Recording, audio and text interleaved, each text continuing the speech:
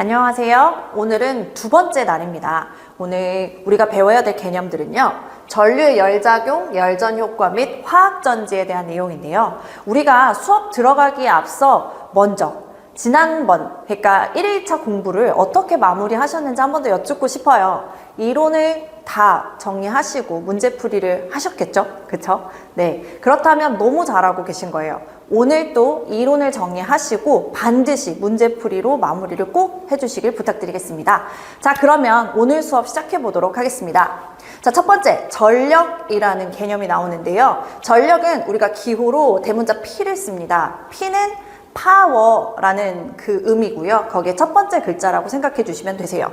우리 책에서 전력을 어떻게 정의하느냐? 단위 시간당 전기 에너지가 소비되거나 전달되는 양. 그게 되게 와닿지 않죠. 그래서 조금 더 쉽게 표현을 하면은요. 전자제품이 있어요. 근데 이 전자제품에 어떤 특정한 전압을 인가를 해주는 거예요. 예를 들면 220V라든지 110V라든지 그랬을 때 회로에 흐르는 전류가 있겠죠. 그래서 전압과 어떤 전류를 받게 되면 이 전자제품이 일을 하게 되잖아요. 그래서 얘가 일을 수행할 수 있는 능력이 얼만큼 되냐를 우리가 전력이다 라고 보시면 되고요. 우리 책에도 잘 나와 있습니다. 부하의 특정 전압이 인가되거나 특정 전류가 흘렀을 때 그때 일을 수행할 수 있는 능력, 그래서 파워에 P를 쓴다 이렇게 정리를 해주시면 좋을 것 같고요. 이거를 이렇게 말로 설명을 드렸지만 우리가 식으로도 정의를 해볼 수가 있어야 돼요. 그래서 보시면 파워 P는 시간당 1이다 이렇게 말할 수가 있죠. 이걸 좀 쉽게 생각하시면 우리가 두 사람이 있어요. A라는 사람은 1시간에 100개의 일을 끝낼 수 있는 사람이고요. B라는 사람은 1시간에 60개의 일을 끝낼 수 있는 사람이에요. 그럼 우리가 수치적으로 봤을 때 어떤 사람이 더 능력 있다고 평가를 받는 건가요? 그렇죠. 100개의 일을 한 사람이죠. 그게 이렇게 계산된 거라고 보시면 돼요. 그래서 어떤 일정 시간당 이 전자제품이 한 일이 곧 이 전자제품의 능력이야 라고 판단하는 거고요. 이거를 우리가 전기 회로에서 놓고 봤을 때 우리가 전압, 전류, 저항을 공부했었잖아요. 그래서 그 전압, 전류, 저항으로 전력을 계산하고자 할 때는 이 뒤에 식을 보시면 됩니다. 전압과 전류를 곱한 게 곧 그 전자제품의 능력이 된다. 자, 이 V가요. 우리 오메 법칙에서 어떻게 계산했어요? 그렇죠. 전류 곱하기 저항이었어요. 그러면 이렇게 세 개를 곱하면 되겠네요. I가 두 번 곱해진 걸 우리는 제곱이라는 표현을 쓰고요. R이다. 두 번째 식이 바로 여기서 나오는 겁니다. 한 번만 더 가볼까요? 우리 오메 법칙에서 전류 I는 식으로 어떻게 계산했어요? 그렇죠. I는 R분의 V, 저항의 반비례, 전압의 비례했잖아요. 여기 제곱 곱하기 R이라고 써도 되겠죠. 그럼 이걸 계산하면 R의 제곱분의 V의 제곱 곱하기 R이 되므로 약분이 되죠. 왜냐면 R의 제곱은 R 곱하기 R인 거잖아요. 그래서 약분이 되면 결국에 마지막 식인 R분의 V 제곱이 됩니다. 자, 그럼 다시 한번 정리할게요. 우리가 이 전력을 정의하는 식은 이렇게 네 가지가 있습니다. 첫 번째, 시간당 전자제품이 한 일이다. T분의 W라고 하고요. 전압과 전류를 곱한 것과 같고 전류의 제곱 곱하기 R과 같고 R분의 V제곱과 같다라고 합니다. 자, 그리고 하나만 더요. 우리 여기 보시면 기호는 파워의 첫 번째 글자 P를 썼지만 단위는 뭐라고 쓴대요? 대문자 W로 쓰고 와트라고 읽는다고 합니다. 자, 그러면 P, 전력은 단위가 어떻게 된다고요? 그렇죠. W로 쓰고 와트라고 읽는다고요. 그래서 우리가 전력을 이렇게 한번 정의를 해보면 좋을 것 같습니다. 자, 전력은요, 계산하는 문제가 나올 수 있습니다. 그래서 이따가 연습해 볼 건데요. 이제 어떤 공식에 어떻게 대입할 건지 거기서 한번 연습해 보도록 하겠습니다. 자, 이번에는 전력량이라는 개념이 있습니다. 자, 전력량이란 W라는 기호를 써요. 이거는 work에서 왔다고 생각해 주시면 되세요. 다시 말해서 뭐예요? 1이요. 일한 양이 되는 거예요. 정의식을 한번 보시면 요거 뭐예요? 능력이다. 그쵸? 능력 가지고 몇 시간 일했니? 이거잖아요. 그래서 제가 제 능력 가지고 1시간 일했으면 1시간 일한 거에 대한 시급을 받는 거잖아요. 마찬가지죠. 전기도 전자제품의 능력 가지고 얼마나 일했냐를 가지고 계산한 게 바로 전력량이고, 전력량을 가지고 전기요금을 내는 거죠. 그래서 전력량은요, 우리가 단위를 주를 기본적으로 일단 쓰고요. 하나 더, 아까 전력의 단위가 뭐였는지 혹시 기억하세요? 그렇죠. 와트였죠. 자, 그리고 전기를 이제 시작하는 여러분들을 위해서 우리가 이 전기 이론에서 사용하는 시간의 단위는 초를 사용한 겁니다. 초는 세크죠. 그래서 앞으로 기본 단위는 초다라고 생각을 해주시고 계산을 해주셔야 돼요. 그래서 전력과 시간을 곱한 단위는 와트 세크가 되는 거죠. 그럼 이거 하나만 좀 알아주세요. 전력량의 단위는 줄인데 이 줄의 단위는 와트 세크와 같다. 시험 문제에 잘 나옵니다. 자, 그럼 이런 문제를 줄 수가 있어요. 1줄은 1와트 곱하기 세크와 같대요. 자, 그러면요, 이번에 1kW 아워. 우리 책에 1와트 아워가 있으니까 우리 1와트 아워로 한번 볼까요? 자, 1와트 아워. 아워는 뭐예요? 그렇죠. 우리가 초, 분, 시간 할 때 그 시간을 말하는 거죠. 그렇죠? 그래서 이게 무슨 의미냐면 1와트 곱하기 1 아워라는 뜻이에요. 1시간은 몇 초예요? 그쵸? 3600초가 되는 거죠. 그러니까 이 와트 아워를 줄로 환산하세요 라는 문제가 나올 거라고요. 그러면 시간을 초로 바꿔주신 다음에 이렇게 곱한 게 바로 와트 세크가 되므로 3600줄, 3600 와트 세크가 된다. 그래서 단위 환산 문제 하나 더 체크해 주세요. 전력량에서는 전력량을 계산하는 문제보다 단위 환산 문제가 더 잘 나옵니다. 자, 세 번째, 줄의 법칙입니다. 줄의 법칙은요, 바로 이거예요. 전자제품으로 전류가 흘러 들어갔어요. 근데 우리도 느끼죠. 이런 전기를 사용하는 모든 전자제품에서는 약간의 열기가 느껴지지 않으세요? 맞아요. 그거예요. 이 전기가 일을 하잖아요. 그러면 반드시 열이 나옵니다. 그걸 발견한 사람이 누구예요? 바로 줄이라는 사람이고요. 그게 바로 줄의 법칙이다. 그래서 이 전자제품에 전류가 흘러 들어갔을 때 얼만큼의 열이 나는지를 계산을 했단 말이에요. 자, 그걸 먼저 보시면은요, 우리가 앞으로 열량이라는 표현을 쓸 건데요. 열량은 기호로 대문자 H를 쓸 겁니다. 우리가 열이 영어로 heat이잖아요. 그래서 첫 번째 글자 H를 좀 상상해 주시면 좋을 것 같고요. 이 열은요, 결국엔 얼만큼 나느냐? W만큼 나는 거거든요. W 뭐였는지 혹시 기억나세요? 그렇죠. 전력량이요. 이게 무슨 의미예요? 전자제품이 얼마나 일했냐. 그래서 일의 양이잖아요. 그래서 전기가 일한 만큼 열로 나오더라. 근데 이 둘의 차이점은 단위가 달라요. 열량은 칼로리고요. 전력량은 줄이었죠. 그래서 단위 환산만 한 번 더 하는 겁니다. 자, 1줄은 0.24 칼로리와 같습니다. 그래서 내가 열량을 계산하고 싶어요. 그러면 줄에다가 몇을 곱하면 되는 거예요? 그렇죠. 0.24를 곱해주면 바로 칼로리로 환산이 되는 거죠. 그래서 이 열량을 나타내는 공식을 여긴 써있지 않지만 한번 쭉 나열을 해보면요. 열량이란 전력량과 같다. 무슨 차이만 있다? 그렇죠. 단위 차이만 있다. 자, 아까 전력량은 어떤 개념이었어요? 전자제품의 능력이 얼만큼 일했는지의 개념이었단 말이에요. 자, 이제 줄의 법칙이 갑니다. 줄의 법칙이 뭐냐면요. 어떤 전자제품에 전류가 흘렀대요. 전자제품 부하죠. 부하 저항의 전류가 흘렀는데 그냥 전류에 비례한 거 아니고 전류가 예를 들면 2A 흘렀으면 열은 4A만큼 나는 거야. 2배. 2배가 아니죠. 제곱에 비례해서 나오는 거고요. 그리고 그 전류가 얼마나 몇 초 동안 흘렀냐 거기에 비례하더래요. 그래서 줄의 법칙이 바로 이 식이 되는 겁니다. 0.24 곱하기 I 제곱 RT 이렇게 배열할 수가 있겠죠. 단위는 뭐예요? 칼로리입니다. 지금 열량 문제에서는요, 계산 문제는 많이 나오지는 않는 편인데요. 이 공식이요. 줄의 법칙의 공식을 물어보는 문제가 식 찾는 문제가 나와요. 그래서 저 식은 한 번 더 우리가 기억해 주시면 좋겠습니다. 자, 다시 한번요. 우리 줄의 법칙, 열량 어떻게 된다고요? 0.24 i제곱 RT다. 단위는 칼로리입니다. 자, 그러면 바로 밑에 기출문제로 연습하기가 있습니다. 한번 연습해 볼게요. 자, 100V예요. 100V를 인가해 주면, 자, 전압이니까 V라는 기호를 써주시고요. 그때 지금 능력이 얼마가 나오는 300W의 능력이 나오는 전열선, 얘도 뭐예요?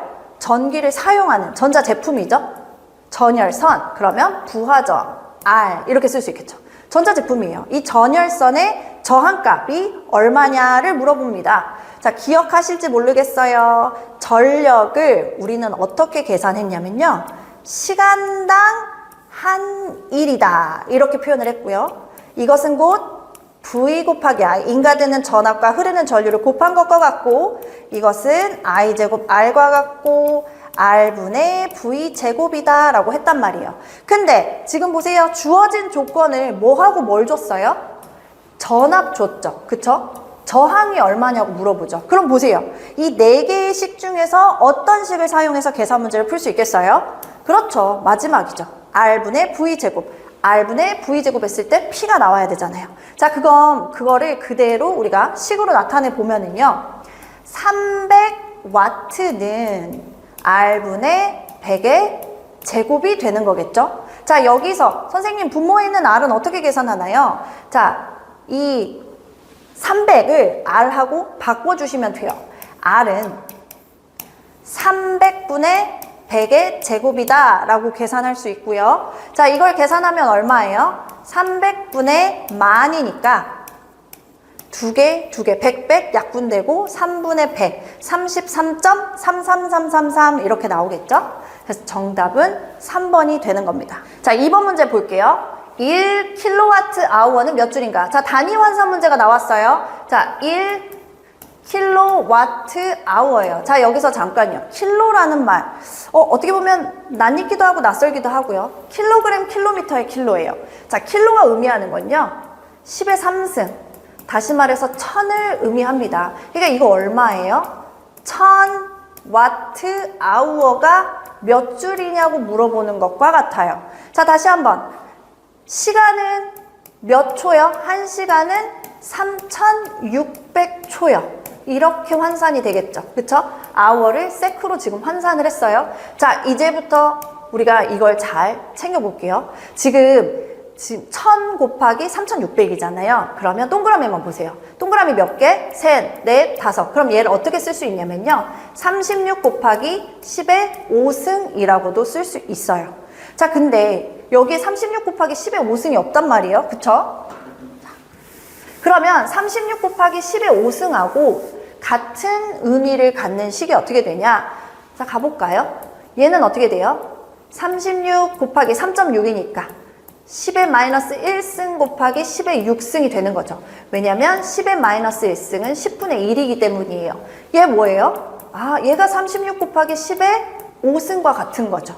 선생님 왜 10의 5승인지 모르겠어요? 자, 지수의 계산은요. 10의 마이너스 1승과 6승을 더해 주시면 됩니다. 그럼 얼마 나와요? 10의 플러스 5승 나오죠? 이렇게 계산이 되는 거죠. 그러면 쉽게 정답 찾았네요. 정답은 1번이 되는 겁니다. 자, 3번 볼게요. 줄의 법칙에서 발열량의 계산식을 옳게 표시한 것은, 자, 줄이라는 사람이 어떤 부하에 전류가 들어갈 때 그 전류의 제곱에 비례하고 그 전류가 얼만큼 몇 시간 혹은 몇 초 동안 들어갔는지 비례해서 열량이 나온다. 근데 이건 칼로리죠. 여기에 몇만 곱해주면 돼요? 0.24예요. 0.024 아니고요. 그래서 정답은 몇 번이다? 1번이 되는 겁니다. 자, 우리가 볼 네 번째 개념은요. 열전 효과입니다. 자, 이거는 전기 이론 과목에서 몇 안 되는, 외워서 반드시 맞춰야 되는 문제 중에 하나예요.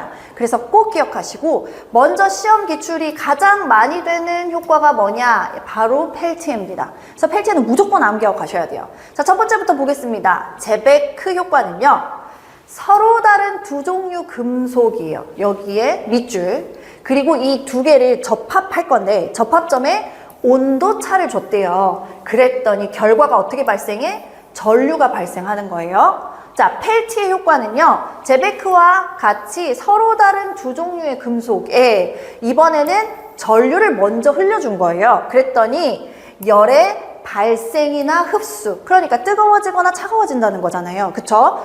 온도차가 발생하더라. 그래서 보시면 어디에 쓰인대요? 전자, 냉동기 등에 사용이 된대요. 그래서 저는 사실 이렇게 외웠어요. 펠티의 냉장고. 왠지 잘 어울리지 않아요? 그래서 펠티의 냉장고로 외우시고, 이렇게 온도차가 일어난다? 그러면 무조건 펠티의 효과다. 이렇게 보시면 되고요. 세 번째, 제3금속 법칙은 오히려 더 쉬워요, 외우기가. 서로 다른 A, B 두 종류 금속으로 만들어서 이밀금속 C를 연결한대잖아요. 지금 금속 몇 개 나왔어? 3개죠. A, B, C. 그럼 정답은 제3금속의 법칙이 되는 거예요. 이렇게 외우실 거예요. 그래서 옆에 보시면 키워드로 암기해라 라고 되어 있죠. 제가 지금 체크한 대로 이렇게 키워드로만 기억하시면 절대 까먹을 일이 없을 겁니다. 자, 그러면 우리 기출문제로 한번 연습해 볼게요. 자, 기출문제로 한번 연습을 해 볼게요. 첫 번째 보시면 서로 다른 종류의 안티몬과 비스무트 금속이래요. 두 금속이죠. 여기에 전류를 줬더니 이 줄열, 그러니까 열 발생 외에도 그 접점에서 온도차, 열이 뜨거워지거나 차가워지거나 하는 그런 일이 일어난대요. 이와 같은 현상, 펠티의 냉장고죠. 정답 4번이고요. 자, 2번 보세요. 금속 A, 금속 B, 금속 C. 그러니까 금속 몇 개? 3개, 제3금속의 법칙이 되는 겁니다. 자, 5번째 개념은요, 화학전지라는 건데, 전류가 흐르면은요, 수반되는 어떤 작용들이 있습니다. 그 중에 하나가 방금 배웠던 열작용, 줄의 법칙으로 이제 식으로 정의를 했었죠. 전류가 흐르면 뜨거워져요. 그러면서 또 화학작용이라는 게 발생을 합니다. 이제 그런 화학 반응을 통해서 화학작용을 하잖아요. 그러면 그 화학 에너지를 가지고 전기 에너지로 변환해서 전류를 발생시키는 장치를 바로 화학전지라고 하는 거예요. 패러다이라는 사람이요, 이제 어떤 전해액이 든 그 곳에다가 극판, 도체 극판, 어떤 금속 극판을 두고요, 여기다가 전류를 이렇게 흘려줬대요. 그러면 이 전자가 이동을 하면서요, 화학 작용을 하게 되는데, 그러면서 어떤 물질이 석출이 되더래요. 이 석출되는 물질의 양이 어떻게 되지 하고 봤더니 바로 저 물질을 지나간 그 전기량, 다시 말해서 전자량이라고 생각하시면 그냥 편하실 것 같아요. 그래서 이 전자가 가지고 있는 전기량에 비례하더라라는 거예요. 그래서 우리가 여기 써있는 그 공식을 좀 들여다보면은요, 지금 여기서 W는 전력량을 의미하는 게 아니에요. 저렇게 전기 분해를 했을 때 그때 석출되는 물질이 있을 것이다. 석출되는 물질의 양을 어떻게 하느냐라고 봤을 때 단위는 g을 쓰고요. 그것은 K, 바로 저 물질의 화학 고유의 값이라고 생각해 주시면 됩니다. 이걸 우리는 화학 당량이라는 표현을 쓰고요. 저 물질의 화학 고유 값에 비례하면서 저 물질을 지나간 전기량에 비례합니다 라고 하는 거예요. 자, Q는 바로 전기량 혹은 전하량이라고 말하는 개념입니다. 자, 이게 무슨 뜻이냐면요, 그냥 전자가 이동하는 게 전류거든요. 전자가 이동했다, 전자의 전기량이다, 이렇게 표현하는 거고, 전류가 이동했어요, 전자가 이동했어요 하는 게 바로 전류예요. 그래서 두 번째 식도 나오죠. 화학 고유값에 비례하면서 거길 지나간 전류에 비례하더라. 근데 이게 얼마나, 몇 초 동안 혹은 몇 분 동안 지나갔냐에 비례하더라. 이렇게도 표현할 수가 있는 거예요. 자, 패러데이 법칙은요, 지금 제가 말한 대로 저 식의 정의를 물어보는 문제가 간혹 나오곤 합니다. 그래서 자, 석출되는 물질의 양은 화학 고유값 화학 당량에 비례하고요. 그리고 그 물질을 지나간 전기량에 비례합니다. 아셨죠? 자, 그렇게 해서 우리가 전류가 흐를 때는 화학작용이 발생하는구나를 알았는데요. 이걸 이용해서 세계 최초로 전지를 만든 사람이 있어요. 바로 볼타라는 사람인데요. 이 사람의 이름을 따서 볼타 전지라고 합니다. 자, 볼타 전지는요, 이렇게 생각하시면 돼요.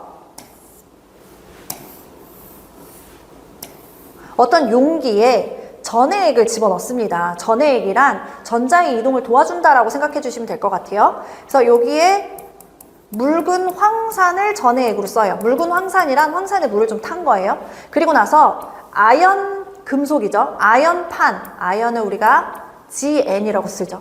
그 다음에 구리판을 이렇게 둬요. 그리고 이 둘 판에다가 전선을 이용해서 꼬마 전구를 이렇게 달아 놓습니다. 그러면 무슨 일이 발생하느냐? 여기서 사실 아연이 반응성이 제일 크거든요. 반응성이 크다는 건 전자를 빨리 내놓는다는 뜻이 돼요. 그래서 이 아연판에서 전자가 나와서요, 구리판으로 이동을 합니다. 전자가 이동을 한다. 전자의 이동 이꼬르 전류라고 생각하시면 돼요. 전류가 흐르는 거예요. 그러니까 어떻게 돼요? 그렇죠. 전구가 반짝 불이 들어오게 되죠. 그래서 이 아연의 전자 이동이 구리로 향하게 되면서 이렇게 전류가 반짝 들어오게 된다. 이게 바로 볼타 전지. 계속 쓸 수 있는 거잖아요. 그쵸? 일정 시간 동안 지속해서 쓸 수 있어요. 그래서 전지라는 말을 붙인 거고요. 자, 여기서 보면 전자가 어디서 어디로 이동했어요? 아연에서 구리로 이동했어요. 우리는 전자를 이렇게 씁니다. 마이너스 극으로 쓰고요. 전자가 어디로 가요? 항상 플러스로 이동하는 성격을 가지고 있어요. 그러면 우리가 플러스를 뭐라고 할 거냐면 양, 마이너스를 이렇게 표현한단 말이에요. 그럼 여기서 그럼 볼타 전지에서 양극은 뭐예요? 라고 물어보면 양극은 뭐가 되는 거예요? 마이너스의 도착점이 되는 거죠. 그래서 바로 구리가 양극이 돼요. 여기 써 있습니다. 양극은 구리판이고요. 반대로 전자를 계속 주고 있는 아연은 바로 음극이 되는 겁니다. 그래서 아연이 음극이다. 자, 이 전자의 이동을 계속 도와주는 이 전의 액으로는 우리가 뭘 썼어요? 그렇죠. 묽은 황산을 사용했습니다. 그래서 이렇게 사용을 하는데요. 이 볼타 전지는 시간이 점점 지나가게 되면은요, 점점 이 불빛이 약해져요. 왜 그러지? 하고 들여다봤더니 지금 전자가 구리판으로 이동하면서요, 이렇게 점점 쌓이게 되는데 이 쌓인 전자를 이 묽은 황산에서 나온 수소가스가요. 수소가스가 이 전자를 굉장히 좋아하는 성격을 가지고 있어요. 그래서 여기서 수소가 달라붙으면서 수소 기체가 되는 거예요. 그래서 여기를 이렇게 막게 돼요. 이동을 좀 막는 역할을 하는 거죠. 그래서 기전력이 떨어진다라는 표현을 씁니다. 자, 그걸 우리는 분극 현상이라고 합니다. 볼타 전지를 계속 쓸 수 없는 원인이죠. 그래서 분극 현상은 양극, 어디에서요? 구리판이에요. 양극은 구리판에서 발생하는 무슨 가스요? 그렇죠. 수소가스로 인해서 기전력이 감소하는 현상을 분극 현상이라 한다. 시험 문제 굉장히 잘 나옵니다. 그래서 분극 현상이고요. 이걸 해결하기 위해서는 이 분극 현상을 좀 일어나지 않게 해주는 감극제, 뭐 이산화망간이나 니트로벤젠이나 산소를 집어넣으면 좀 덜 할 수 있다. 이렇게 보시면 되고요. 국부작용, 시험에 잘 나오진 않지만 국부작용은 아연에서 일어나는 작용이에요. 아연에 불순물 함유량이 많게 되면은요, 전자가 구리로 가야 되는데 구리로 안 가고 그 불순물을 향해서 가요. 그럼 어떻게 돼요? 자체 방전이 일어나는 거죠. 그게 바로 국부작용이에요. 그래서 전극이나 전해액에 포함된 불순물 때문에 전극이 부분적으로 용해되면서 자체 방전이 일어나는 현상을 국부작용이라고 합니다. 그럼 이 국부작용을 해결하는 방법은요, 순도가 높은 아연을 쓰시면 돼요. 불순물 없는 거. 그래서 이렇게 되더라. 자, 볼타 전지에서는 반드시 기억해야 될 거 1번 양극은 구리, 그렇죠. 음극은요 아연. 그리고 분극 현상이란 어디서, 무슨 극에서 일어나는 거예요? 양극에서요. 원인은요, 수소가스가 됩니다. 그래서 여기까지만 좀 기억을 해주시면 좋을 것 같아요. 자, 세 번째는 납축전지예요. 아까 볼타전지와 다른 점이 있다면 볼타전지는 재생해서 쓸 수가 없어요. 그래서 우리 책에 보면 1차 전지라는 표현을 썼는데 1차 전지의 특징은 재생 불가능. 지금 납축전지는 대표적인 2차 전지입니다. 2차 전지는요, 재생이 가능해요. 충전이 가능하다는 뜻이거든요. 그래서 충전 시와 방전 시 어떻게 이렇게 화학작용이 되는지 우리가 여기 써있죠. 요 화학 반응식 정도는 연습장에 보고 한 번, 안 보고 두 번, 실수한 거 다시 고쳐서 한 번, 그리고 진짜 안 보고 한 번, 이게 4번만 써보시면요 금방 외워져요. 저랑 같이 한번 해볼게요. 자, 이쪽이 충전시입니다. 우리가 쓸 수 있는 상태가 되는 거죠. 자, 오른쪽이 바로 다 썼어요. 방전시가 됩니다.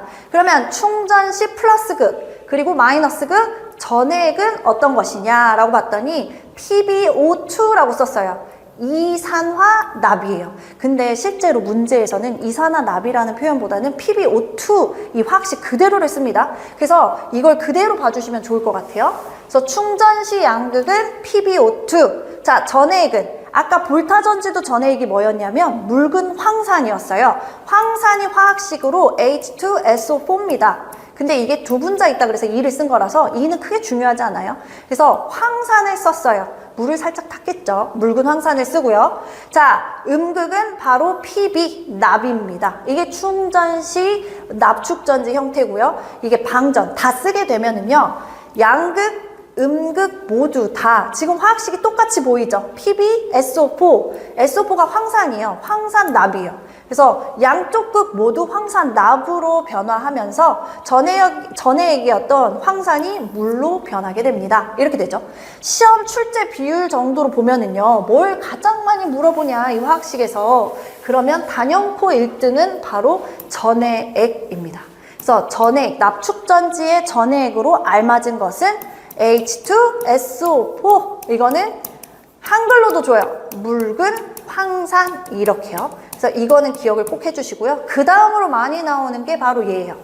충전시 양극으로 알맞은 게 무엇입니까? 이산화납으로는 안 줘요. 지금까지 본 적은 없고요. PbO2 이렇게 화학식으로 주니까 이걸 좀 보시면 좋을 것 같아요.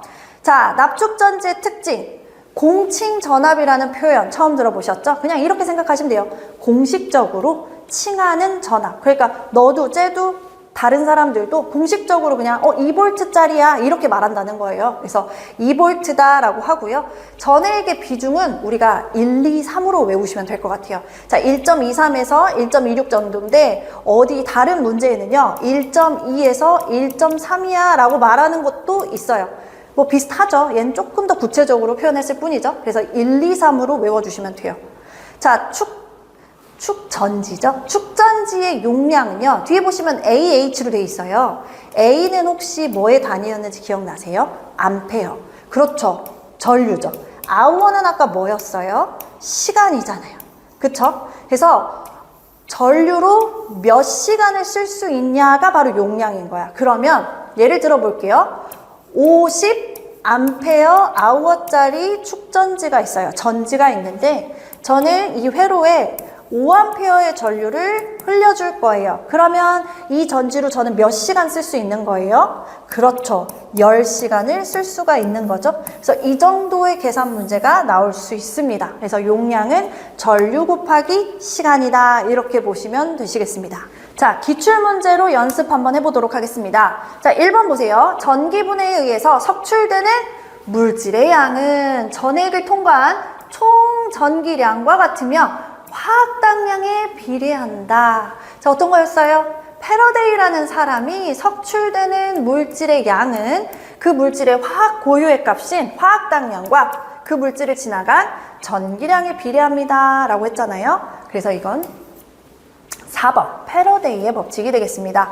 자, 2번 보겠습니다. 묽은 황산용액에 전해액이죠. 구리판과 아연판을 넣으면 전지가 된대요. 이거 무슨 전지였어요? 그쵸? 볼타 전지였죠? 이때 양극, 플러스 극에 대한 설명으로 옳은 것은 자, 양극은 뭐다? 그렇죠. 구리판이죠. 근데 분극 현상이 일어난다고 했잖아요. 이건 무슨 기체 때문이다? 수소 기체 때문이다. 그래서 정답은 1번이 됩니다. 자, 3번 납축전지의 전해액으로 사용되는 것은 자, 말이 나왔으니까요. 우리 납축전지의 화학식 한번 다시 연습 한번 해볼까요? 이 왼쪽이 충전시다 이렇게 보시고요. 오른쪽이 방전시다 라고 보시고 충전시 양극은 뭐였어요? 그렇죠. 이산화납. 그리고 묽은 황산을 집어넣으면 음극은 Pb, 납이었습니다. 그러면 이제 방전이 되죠. 양쪽 극 모두 황산, 납으로 변하고요. 묽은 황산은 물로 변해요. 여기까지죠. 이렇게 시간이 될 때마다 쓰시면 금방 기억할 수 있어요. 자, 여기서는 역시나 전해액을 물어보는 문제네요. 그러니까 몇 번? 그렇죠. 1번 묽은 황산이 되겠습니다. 자, 지금부터는요, 우리가 직류회로에 대한 내용을 다 봤단 말이에요. 그래서 직류회로에서 나오는 기출문제를 한번 쫙 다 풀어보려고 합니다. 저랑 풀면서 몰랐던 내용은 다시 한번 정리하시고, 제가 누누이 강조하는 건요, 너무 어려워요. 이해가 전혀 안 돼요. 들어도 모르겠어요? 그거는 빨간색으로 X를 치세요. 그리고 보지 마세요. 대신에 내가 좀 애매한 것들, 헷갈리는 것들을 정리하는 게 훨씬 더 효율적이라는 거 다시 한번 강조드리고요. 1번부터 보실게요. 1번, 다음 설명 중 잘못된 것이 무엇이냐? 자, 1번, 양전하, 플러스 전하를 많이 가진 물질은 전이가 낮다. 어떤 걸 많이 갖고 있는데 전이라는 건 전기적 위치, 에너지를 말해요. 그러니까 에너지라고 생각하면 뭐가 많은데 낮다는 아니겠죠. 높다입니다. 그래서 잘못했고요. 1초 동안에 1쿨롱의 전기량이 이동하면 전류는 1A다. 이게 무슨 말이냐면 1초 동안에 전자 1쿨롱만큼이 이동하면 1A의 전류가 흐른 것이다. 네, 이거 맞습니다. 맞고요. 전이 차가 클수록 전류는 잘 흐른다. 이건 어떤 개념이냐면요. 이 물 바구니를 한번 그려볼게요. 높은 곳에 있는 물통이 있고요. 낮은 곳에 있는 물통이 있습니다. 그리고 여기에 구멍을 뚫어서 수로를 이렇게 연결했다고 하면은요. 이 물통, A라는 물통과 B라는 물통의 높이차가 많이 나면 날수록 전류가 쉽게 흐르겠죠. 물이 쉽게 흐르겠죠. 그 물을 우리는 전류라고 생각하시면 돼요. 그래서 이 물통의 높이차를 우리가 전위차다라고 상상하시면 딱 맞습니다. 그래서 전위차가 클수록 전류는 잘 흐릅니다. 자, 전류의 방향은 전자의 이동 방향과는 반대 방향으로 정한다. 자, 이게 무슨 말이냐면요. 설명을 좀 드릴게요. 자, 전자는 마이너스잖아요. 전자는 플러스로 이동을 합니다. 자, 근데 이미 이런 사실이 관찰되기 전까지는요. 모든 과학자들은 전류는 플러스에서 마이너스로 흐를 것이다 라고 가정을 했어요. 근데 나중에 보니까 이게 맞았던 거죠. 그래서 이렇게 약속을 합니다. 자, 전류는 플러스에서 마이너스로 흐른다 라고 이렇게 우리는 약속을 합시다. 대신 전자는 플러스로 향한다 라고 말하면 되겠죠. 그래서 전자의 이동 방향과 전류의 이동 방향은 반대입니다. 그래서 4번도 맞아요. 정답은 1번이 되겠죠.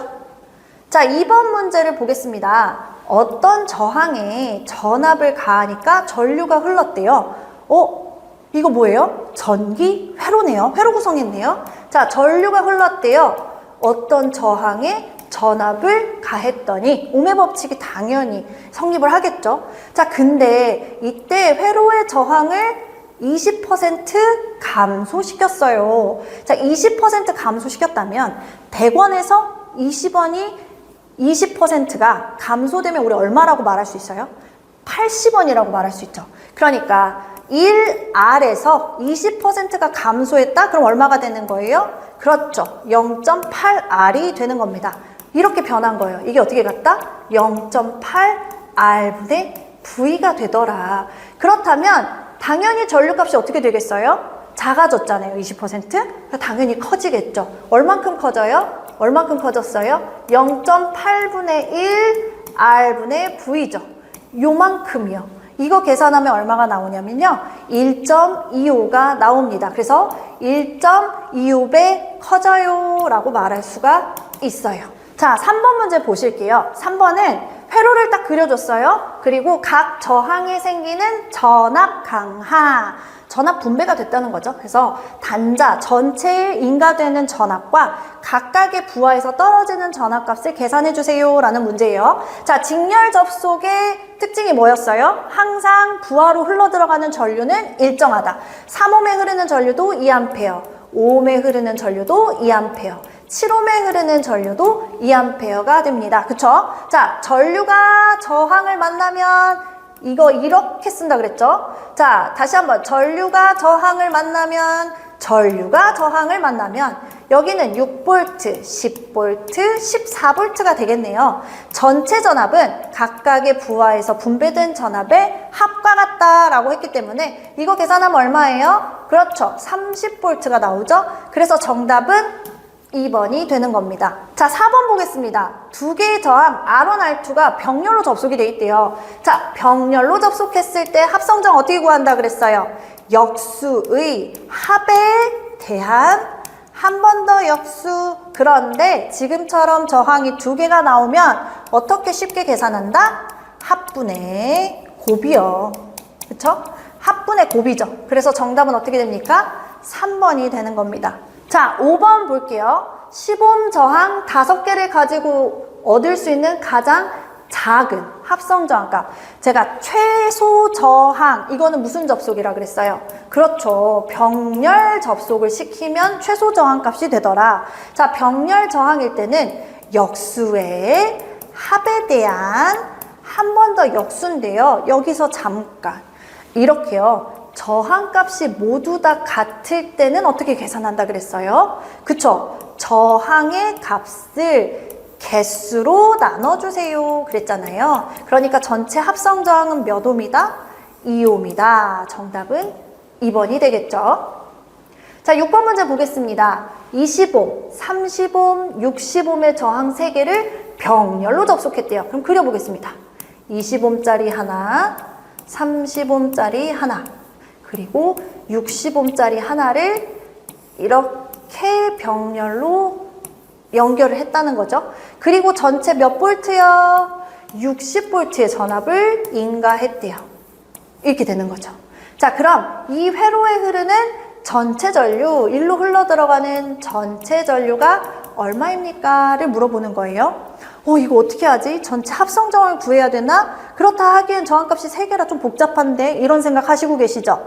자, 병렬 회로에 이런 계산 문제가 주어지면요. 항상 전압을 먼저 생각하세요. 왜요? 병렬 접속 시 각각의 부하에 걸리는 전압은 모두 다 같다. 몇 볼트로 같아요? 전체 전압으로 같단 말이에요. 그러면 20옴 이 단자에 60볼트가 걸리려면 전류는 몇 암페어가 흘러야 됩니까? 그렇죠. 3암페어요. 그러면 30옴에서는요. 2암페어가 흘러야 되잖아요. 60옴에는요. 1암페어가 흘러야 됩니다. 그러면 전체 전류는 각각의 부분 전류, 각각의 저항에 흐르는 전류의 합과 같으므로 3 더하기 2 더하기 1이니까 얼마예요? 6A구나. 2번. 이렇게 계산할 수 있겠죠? 자, 7번 문제 보겠습니다. 되게 특이하게 생긴 회로예요. 그쵸? 자, 일단 읽어볼게요. 그림 회로에서 모든 저항값은 2옴, 2옴, 2옴이고 전체 흐르는 전류는 6A입니다.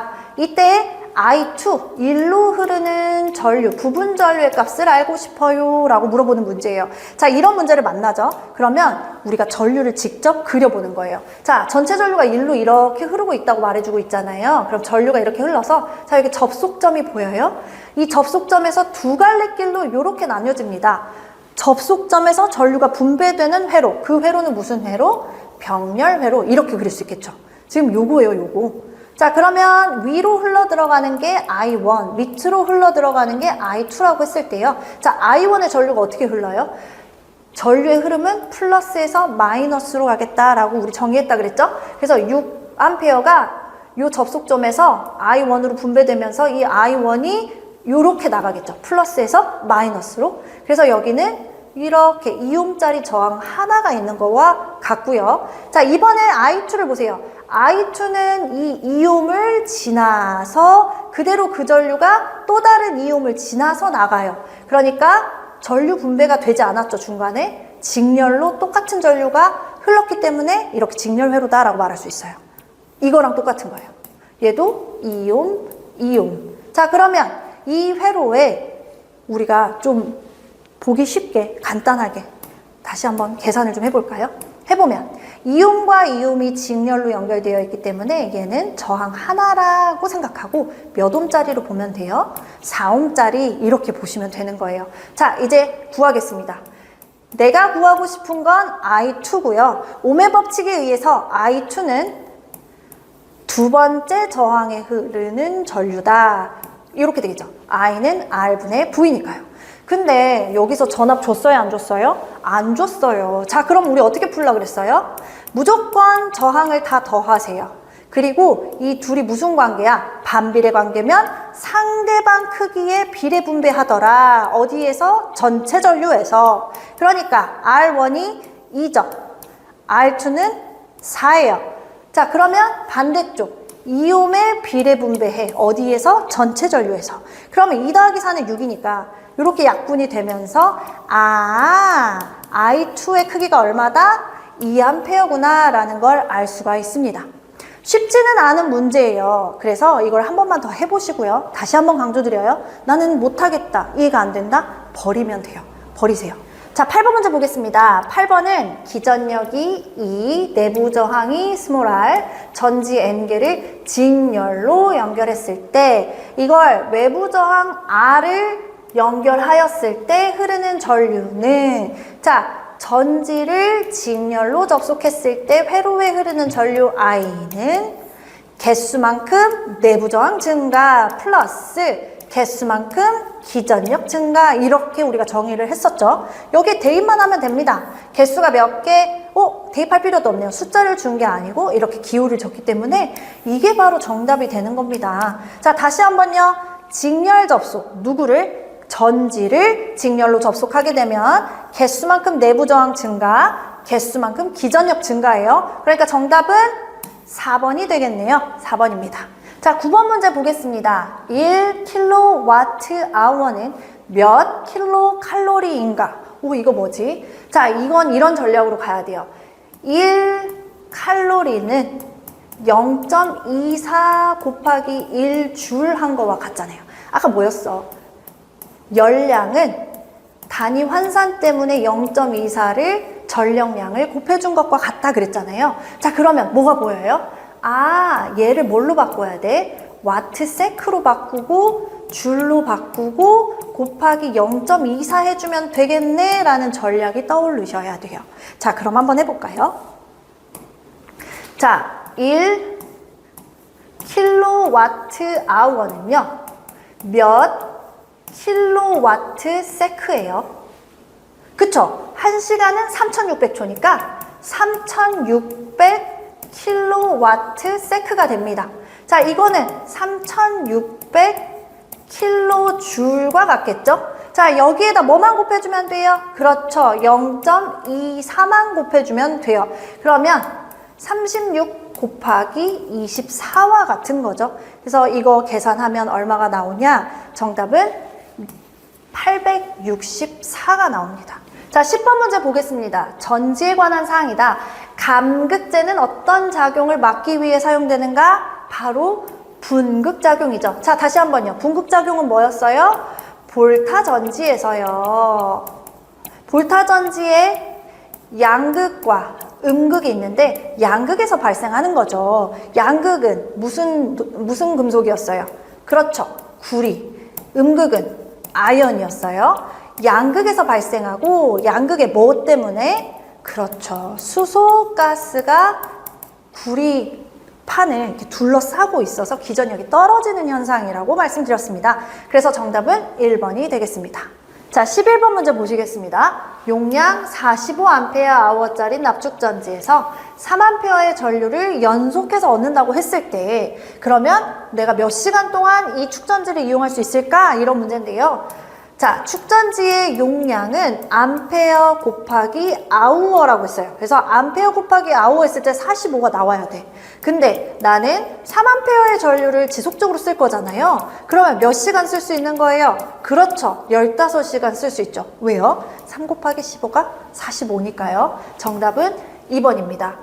자, 12번 문제 보실게요. 다음과 같은 저항 4개를, 저항 4개니까 제가 R이라고 써볼게요. 그림과 같이 연결해서 AB 간에 일정한 전압 V 이렇게 써볼게요. 가했을 때 소비 전력이 가장 큰 것은 무엇입니까?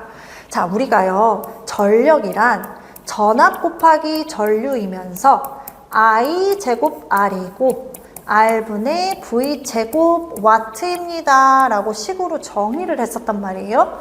근데 이 문제에서는요, 이 세 개의 식 중에서 어떤 식을 사용해서 이 네 개의 전력 비교를 할 것인가, 이게 관건이거든요. 그래서 보면요, 저항 있어요, 전압 있어요, 그때 소비 전력을 알아야 돼요. 그럼 몇 번씩이에요?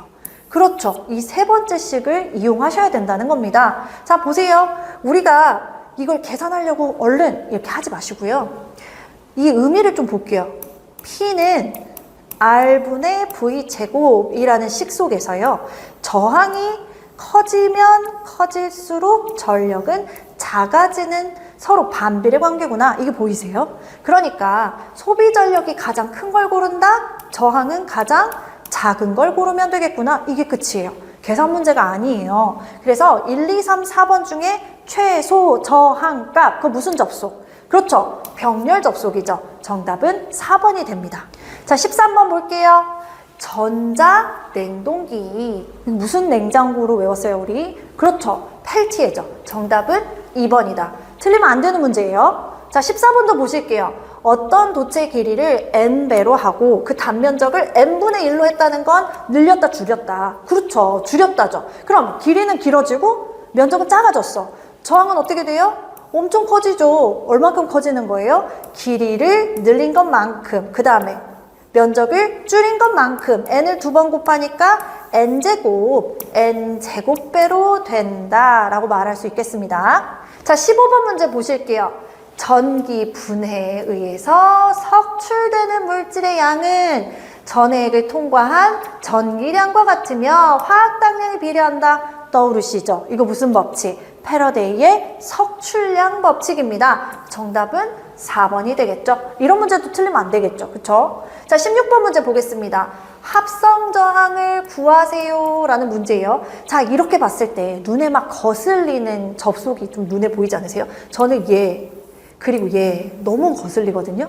자, 거슬리는 것부터 먼저 간단하게 만들어 드리겠습니다. 자, 병렬로 3옴, 3옴, 3옴이 3개네. 저항의 크기가 모두 같을 때는 저항의 크기를 개수로 나누어라. 아하, 여기 합성 저항이 얼마다? 1옴짜리구나. 자, 얘도 보세요. 2옴, 2옴이 몇 개? 2개. 그러니까 여기 합성 저항 몇 옴? 1옴. 아, 결국에는 1옴, 1옴, 1옴의 직렬 접속과 같은 거구나를 빨리 캐치를 하셔야 돼요. 그래서 자, 직렬일 때는 다 뭐 한다? 더한다. 그래서 정답은 3옴이 되는 겁니다. 자, 17번 문제 보겠습니다. 17번 문제는요, 우리가 새로운 개념을 문제를 통해서 하나 더 배워야겠는데요. 그게 뭐냐면, 자, 보세요. 컨덕턴스라는 개념을 처음 봤죠. 컨덕턴스가 뭐냐면요, 대문자 G로 기호를 쓰고요, 이름은 컨덕턴스라고 하면서 얘는요, 저항의 완전 반대 개념이에요. 저항이 뭐였어요? 전류를 못 오게 하는 정도, 못 흐르게 하는 정도잖아요. 그럼 컨덕턴스는 전류가 얼마나 잘 흐르는지, 잘 통하는지 정도를 나타낸 수치다라고 보시면 되시겠어요. 그래서 단위도 살짝 보면은요, 저항의 단위는 옴이었어요. OHM입니다. 근데 컨덕턴스는 반대죠? 거꾸로 뒤집으면 돼요. 얘도 어떻게 뒤집어요? MHO. 그래서 뭐라고 읽어? 모라고 읽는단 말이에요. 자, 그럼 보세요. 0.2모짜리 컨덕턴스 2개를 직렬로 연결했대요. 자, 이게 보이자마자 우리는 뭘 해야 되냐면요, 이 컨덕턴스를 저항으로 바꿔주세요. 어떻게 해요? 뒤집어주면 됩니다. 그러면 0.2분의 1이니까 이거 어떻게 계산해야 돼요? 분모에 곱하기 10, 분자에도 똑같이 곱하기 10. 이건 2분의 10과 같으니까 아하, 5옴짜리구나 이렇게 보시면 돼요.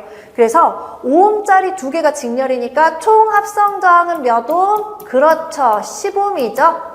이때 3A의 전류를 흘리고 싶어요. 그러면 몇 볼트의 전압을 넣어주면 돼요? 자, V는 옴의 법칙에 의해서 I 곱하기 R이죠.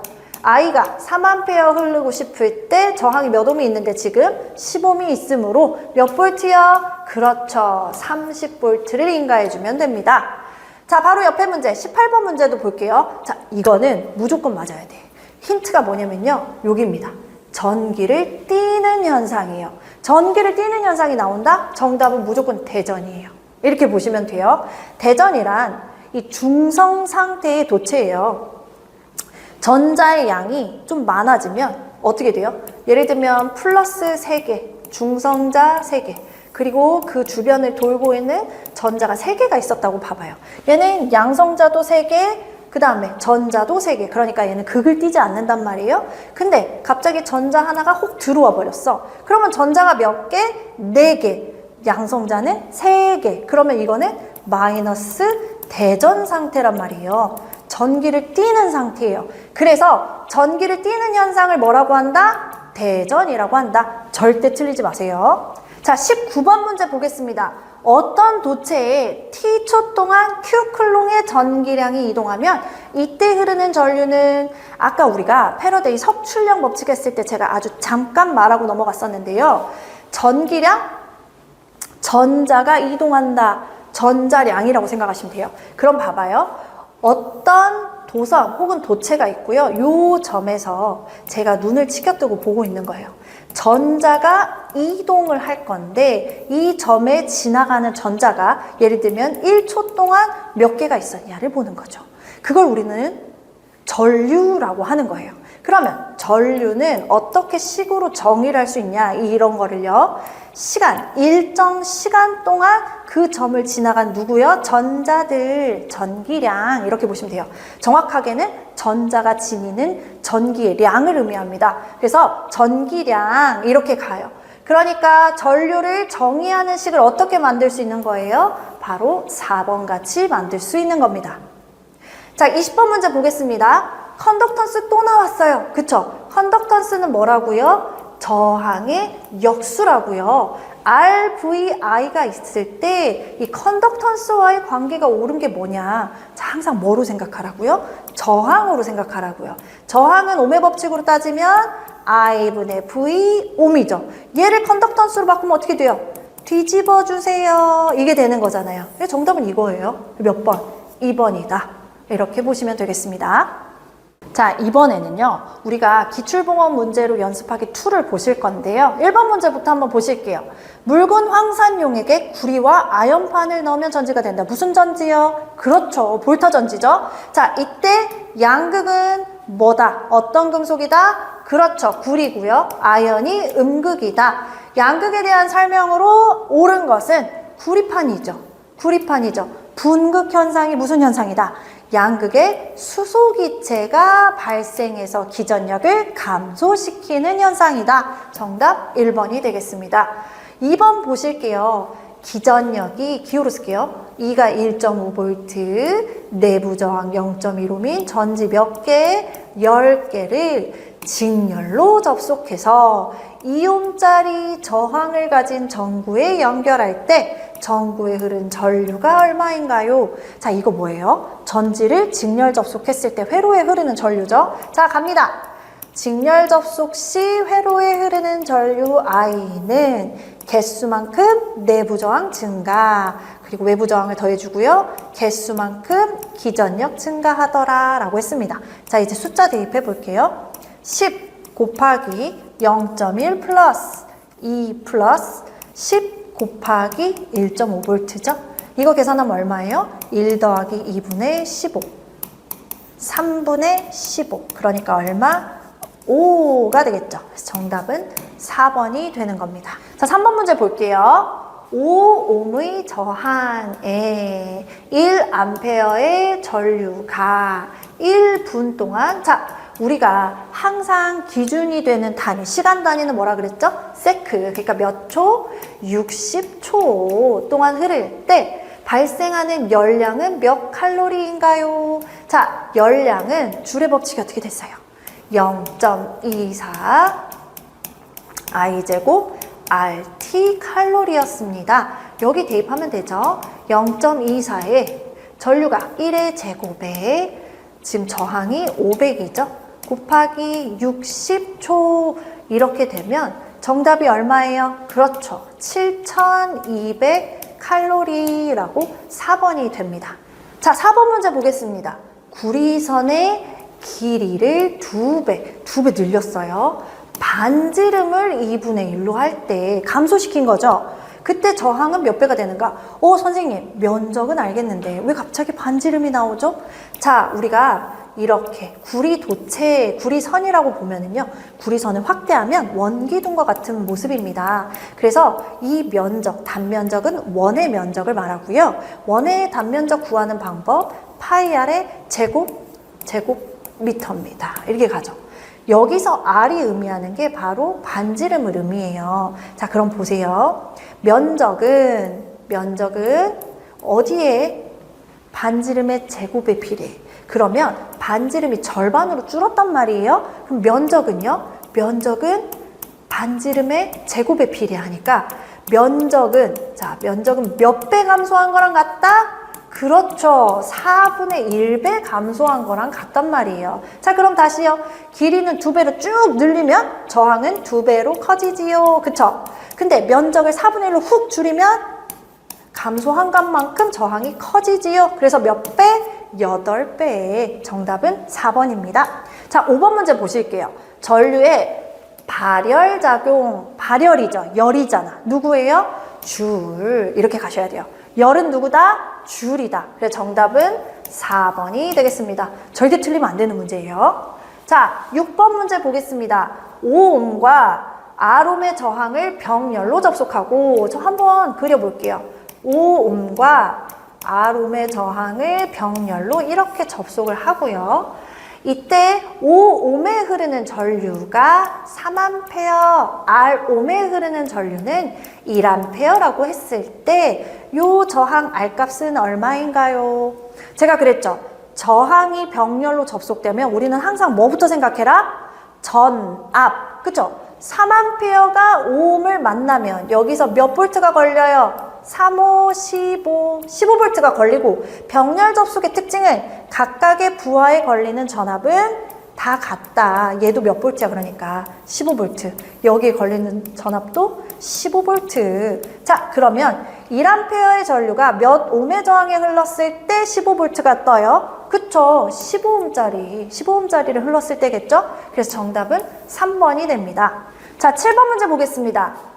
자, 200볼트를 인가시켜주면 능력이 몇 와트가 나오는? 400와트가 나오는 전열기가 있대요. 자, 이 전열기를 이번에는 몇 볼트에서 썼대요? 250볼트 전원에 사용했다면 당연히 능력값 바뀝니다. 바뀐 능력이 얼마냐를 물어보는 문제인데요. 자, 보세요. 우리가 다시 한번 전력을 계산하는 방법으로는 전압과 전류를 곱해주면서 I제곱 R과 같고 R분의 V제곱과 같습니다. 그랬단 말이에요. 자, 그러면 우리는 이 세 개의 식 중에서 어떤 식으로 계산을 해야 우리가 바뀐 소비 전력을 계산할 수 있을까? 자, 보이세요?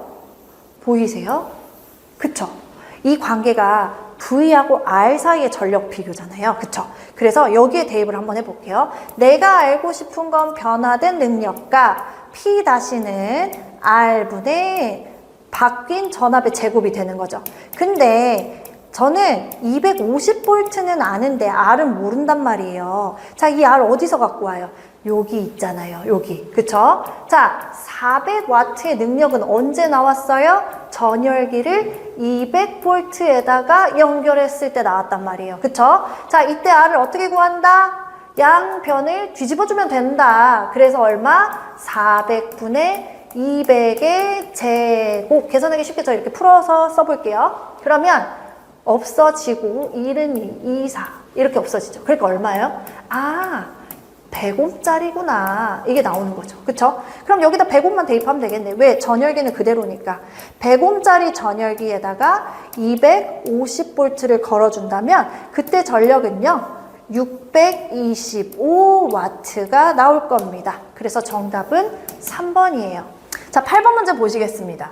4옴하고요 8옴의 저항을 직열로 했을 때랑 병렬로 했을 때랑 몇 배 차이가 나느냐? 자, 직렬로 했을 때가 더 클 거예요. 자, 하나씩 계산해 볼까요? 자, 직렬로 저항을 접속시켰을 때는 그냥 더하면 된다 그랬잖아요.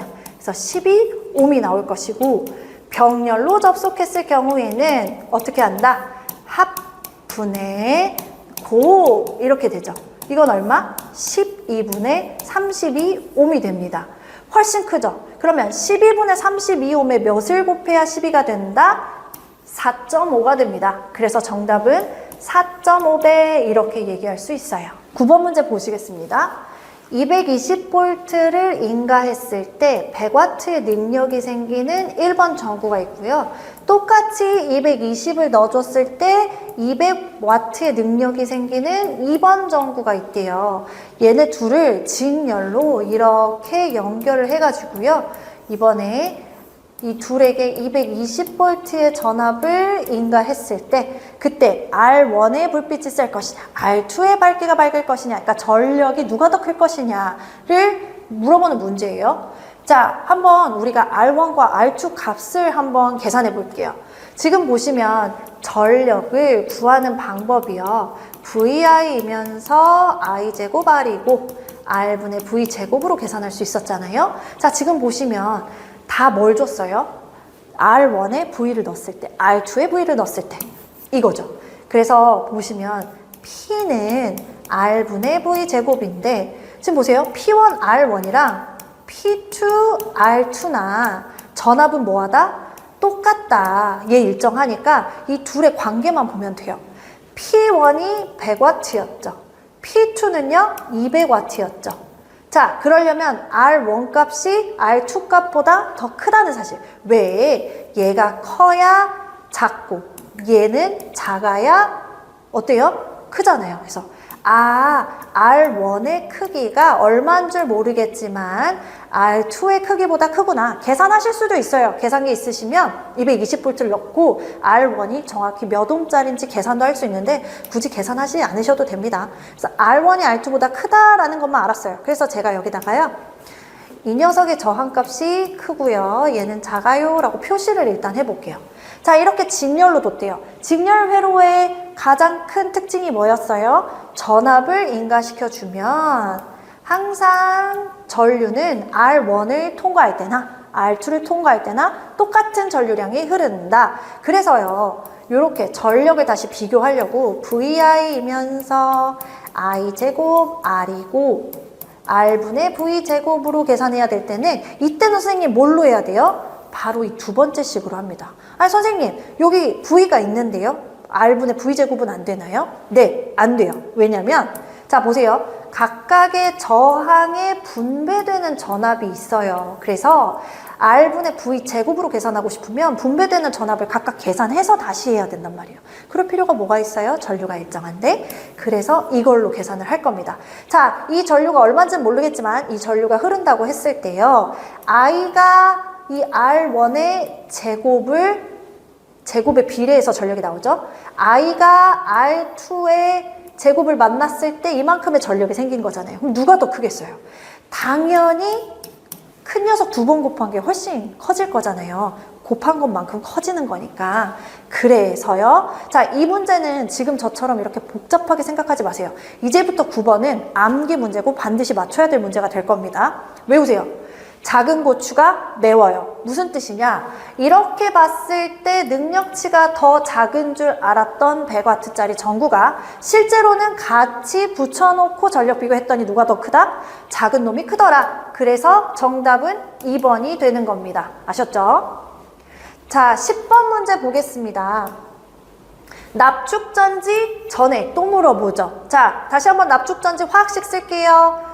자, 충전 시 양극은 이산화납이고요. 그때 전해액은 묽은 황산을 쓰면서 음극은 납입니다. 그랬단 말이에요. 자, 이게 방전이 되면은요. 양쪽 극 모두 다 황산납으로 바뀌죠. 그러면서 묽은 황산은 뭘로 바뀌어요? 물로 바꿔요. H2O로 바뀌죠. 이렇게요. 그러므로 전해액은 뭐다? 묽은 황산 1번이 되겠습니다. 자, 11번 문제 보시겠습니다. 1kWh는 몇 킬로칼로리인가? 라고 했어요. 우리 아까 했었죠? 이거 어떻게 풀기로 했어요? 1kWh를 몇 킬로와트 세컨즈로 바꾸고 이것은 몇 킬로 줄과 같으니 여기에다가 0.24만 곱해주면 뭘로 바뀌어요? 킬로칼로리로 바뀌더라 그랬잖아요. 그쵸? 그러면 1시간은 3600초, 그래서 3600 킬로와트 세크가 되고요. 자, 이거는 곧 뭐와 같아요? 3600 킬로줄과 같아요. 그러니까 3600 곱하기 0.24 해주면 답이다. 이렇게 곱하면은요 864가 나오는데요. 이건 약 860과 같다라고도 말할 수 있어요. 그래서 정답은 1번. 자, 12번 문제 보시겠습니다. 12번은요.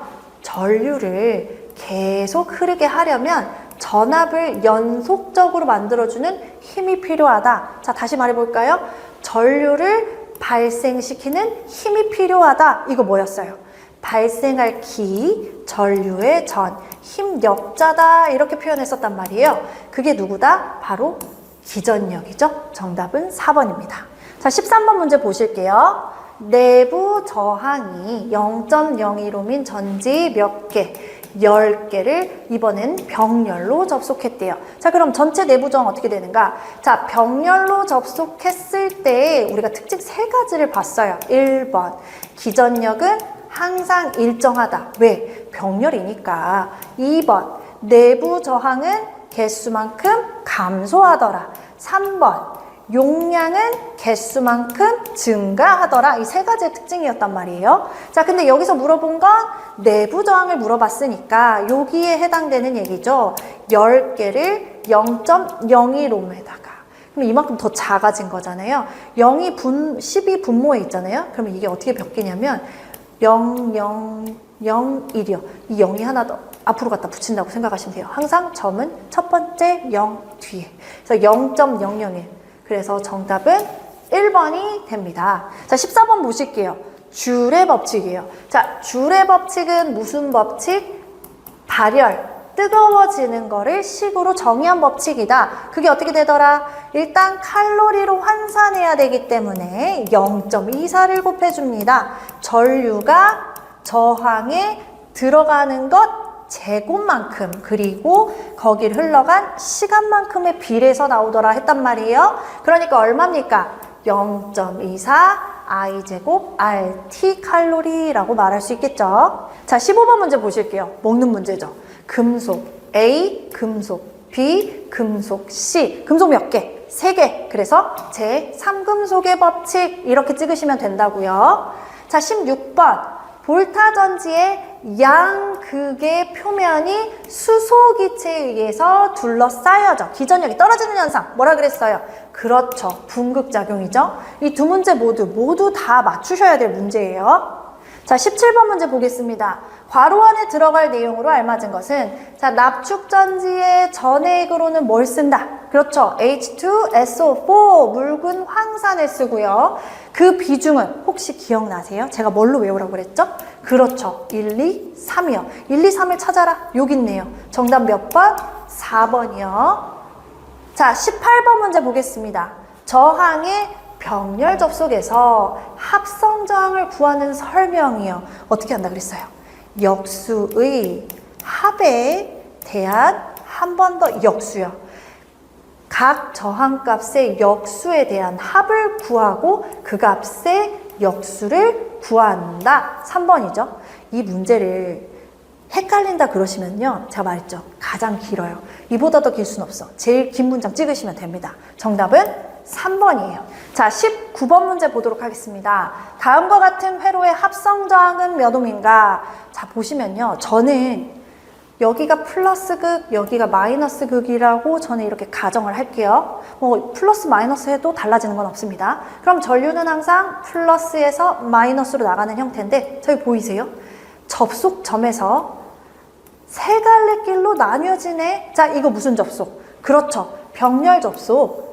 이거랑 같은 거예요, 지금. 요거랑. 자, 근데 얘를 I1이라고 하면 이 I1의 전류는 1옴 거쳤다가 그대로 또 다른 1옴 거쳐서 마이너스로 빠져나가죠. 그러니까 여기 어떻게 돼요? 1옴 거쳤다가 1옴 거쳤다가 나가죠. 자, 두 번째 I2는요. 1옴 거쳐서 그냥 나가잖아요. 여기는 뭐만 있는 거야? 1옴 거쳐서 나가는 거예요.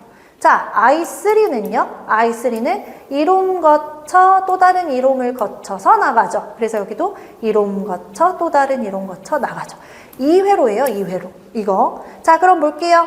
여기 1옴, 1옴이니까 이거 좀 간단하게 바로 계산할 수 있겠죠. 1옴, 1옴이니까 얼마? 2옴. 여기는 1옴. 여기는 2옴. 아, 2옴과 1옴과 2옴의 병렬 접속이구나. 자, 이건 어쩔 수 없어요. 계산해야 돼요. 계산해 볼게요. 역수의 합에 대한 한 번 더 역수 이렇게 계산을 해야 되겠죠. 자, 그럼 통분해 볼까요? 분모 통일해 줄게요. 2, 2. 이렇게 분모 분자 다 곱하기 2 곱하기 2 해야 1로 동일하겠죠. 자, 이거 어떻게 쓸 수 있어요? 2로 통일했고 1 더하기 2 더하기 1이니까 4고 분의 1. 이거 뭐랑 같다고? 요 역수라고요. 4분의 2와 같아요. 약분하면 2분의 1과 같습니다. 그래서 정답은 몇 번? 1번 이렇게 계산될 수가 있습니다. 계산 문제는요. 잘 모르겠다? 버려요. 그래도 괜찮아요. 자, 20번 문제 보겠습니다. 회로망 중 임의의 접속점에 흘러들어온 전류의 합은 그 점에서 흘러나가는 전류의 합과 같다. 자, 이거 이 문제로 정리하도록 하겠습니다. 이 문제 보세요. 회로망 중, 자, 유입되는 전류가 있어요. 들어오는 전류는, 임의의 접속점으로 들어오는 전류는 접속점에서 나가는 전류의 합과 같다. 맞잖아요. 그쵸? 자, 이거를요, 누가 이렇게 정의했냐? 바로 키르히호프라는 사람이 이걸 발견했고 이렇게 법칙으로 정의를 했고요. 이걸 몇 법칙이라고 하냐면요. 1법칙이라고 합니다. 그래서 키르히호프 제1법칙을 전류법칙 이렇게 표현을 해요. 자, 그러면 나왔죠.